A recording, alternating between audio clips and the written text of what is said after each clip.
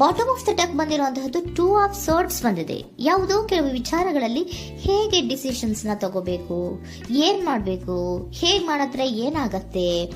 ಕೆಲವೊಬ್ಬರಿಗೆ 2 options ಗಳಿರುವಂತಹದ್ದು represent ಆಗ್ತಾ ಇದೆ, ಅಥವಾ ಕೆಲವೊಂದು ಆಪ್ಷನ್ಸ್ ಗಳು ನಿಮ್ಮಲ್ಲಿ ಇರುವಂತಹದ್ದು ನಿಮ್ ರೆಪ್ರೆಸೆಂಟ್ ಆಗ್ತಾ ಇದೆ. ಸೊ ಅದಕ್ಕೆ ನಿಮ್ಗೆ ಸ್ವಲ್ಪ ಕಷ್ಟ ಆಗ್ತಾ ಇದೆ. ಕೆಲವೊಂದು ಡಿಸಿಷನ್ಸ್ ಗಳನ್ನ, ನಿರ್ಧಾರಗಳನ್ನ ಮಾಡೋದು ನಿಮ್ಗೆ ಸ್ವಲ್ಪ ಕಷ್ಟ ಆಗ್ತಾ ಇರುವಂತಹದ್ದು ಬಾಟಮ್ ಆಫ್ ದ ಡೆಕ್ ಅಲ್ಲಿ ರೆಪ್ರೆಸೆಂಟ್ ಆಗ್ತಾ ಇದೆ.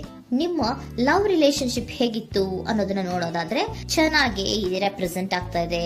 Ace of cups, queen of wands and magician card ಬಂದಿದೆ.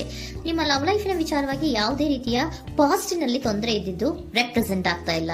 ನೀವು ತುಂಬಾ ಚೆನ್ನಾಗಿದೆ, ಒಂದು ಕ್ಯೂರಿಯಾಸಿಟಿ ಇತ್ತು, ಬಹಳಷ್ಟು ತುಂಬಾನೇ ನೀವು ಲವ್ ಲೈಫಿನ ವಿಚಾರದಲ್ಲಿ ಬಂದಾಗ ನೀವು ನಿಮ್ಮ ಲವ್ ಲೈಫಿನಲ್ಲಿ ತುಂಬಾನೇ ಮಾತಾಡಿದ್ದೀರಾ. ನೀವಿಬ್ರು ತುಂಬಾ ಟಾಕ್ಟಿವ್ ಆಗಿ ಇಬ್ರು ಕೂಡ ತುಂಬಾ ಚೆನ್ನಾಗಿ ಮಾತಾಡಿದ್ದೀರಾ. ಅಟ್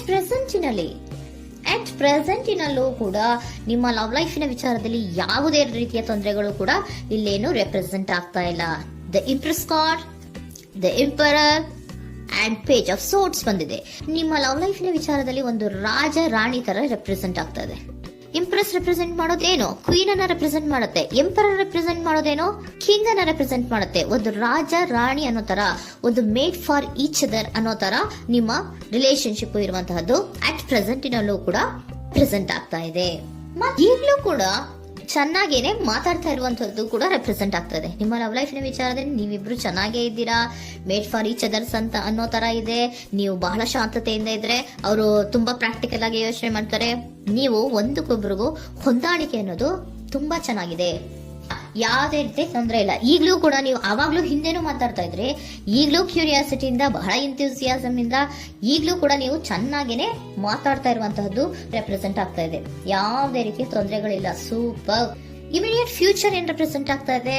ಇಮಿಡಿಯೇಟ್ ಫ್ಯೂಚರ್ ದ ಹೆಲ್ಫನ್ card, 9 of wands and star card represent ಆಗ್ತಾ ಇದೆ.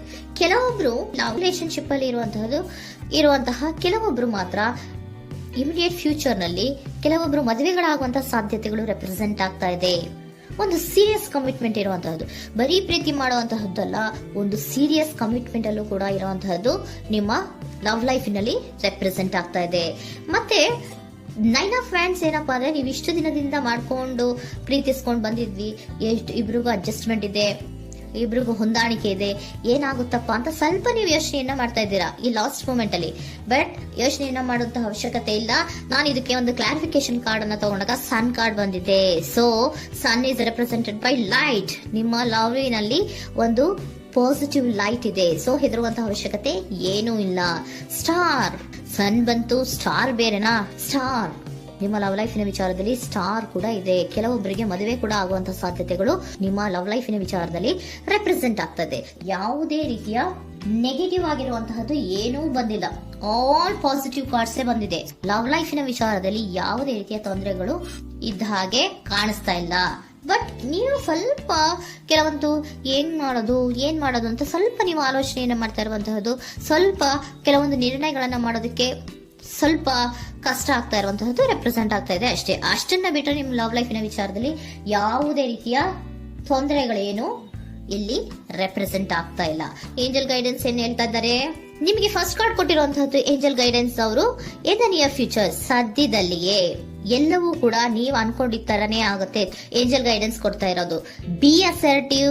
ಯಾಕೆ ಬಿ ಅಸರ್ಟಿವ್ ಅಂತ ಕೊಟ್ಟಿದ್ದಾರೆ? ಇಲ್ಲಿ ಸ್ವಲ್ಪ ಡಿಸಿಷನ್ಸ್ ನ ಮಾಡೋದು ಕಷ್ಟ ಆಗ್ತಾ ಇದೆ ಅಲ್ವಾ ನಿಮ್ಗೆ, ಸೊ ಎನರ್ಜಿಯಲ್ಲಿ. ಸೊ ಅದಕ್ಕೆ ಹೇಳ್ತಾ ಇದ್ದಾರೆ ದೃಢವಾಗಿರು, ಆತ್ಮವಿಶ್ವಾಸದಿಂದ ಇರು, ಯಾವುದಕ್ಕೂ ನೀವು ಹೆದರ್ಕೋಬೇಡ ಅಂತ ಹೇಳ್ತಾ ಇದ್ದಾರೆ. ಪೀಸ್ಫುಲ್ ರೆಸಲ್ಯೂಷನ್, ಎಲ್ಲವೂ ಕೂಡ ಶಾಂತಿಯುತವಾಗಿಯೇ ಮುಗಿಯುತ್ತೆ, ನೀನೇನಕ್ಕೂ ಯೋಚನೆಯನ್ನ ಮಾಡಬೇಡ. ಮೆಡಿಟೇಷನ್ ಬ್ರಿಂಗ್ ಆನ್ಸರ್, ಮೆಡಿಟೇಷನ್ ಇಂದ ನಿಮ್ಗೆ ಆನ್ಸರ್ ಗಳಿರುತ್ತೆ. ಸ್ವಲ್ಪ ಕೂಲ್ ಆಗಿರಿ, ಸಮಾಧಾನವಾಗಿರಿ. ಲವ್ ಲೈಫಿನಲ್ಲಿ ಯಾವುದೇ ರೀತಿಯ ಹಿಂದೆಯೂ ಇರಲಿಲ್ಲ, ಈಗಲೂ ಇಲ್ಲ, ಮುಂದೆಯೂ ಕೂಡ ನಿಮ್ಗೆ ಯಾವುದೇ ರೀತಿಯ ತೊಂದರೆಗಳು ರೆಪ್ರೆಸೆಂಟ್ ಆಗಿಲ್ಲ. ಖುಷಿಯಿಂದ ಇರಿ. ಕೆಲವೊಬ್ಬರಿಗೆ ಮ್ಯಾರೇಜ್ ಅನ್ನು ಕೂಡ ಇಲ್ಲಿ ರೆಪ್ರೆಸೆಂಟ್ ಮಾಡ್ತಾ ಇದೆ, ಮತ್ತೆ ಕೆಲವೊಬ್ಬರಿಗೆ ಸೀರಿಯಸ್ ಕಮಿಟ್ಮೆಂಟ್ ಸಿಗುವಂತಹ ಸಾಧ್ಯತೆಗಳು ರೆಪ್ರೆಸೆಂಟ್ ಆಗ್ತಾ ಇದೆ.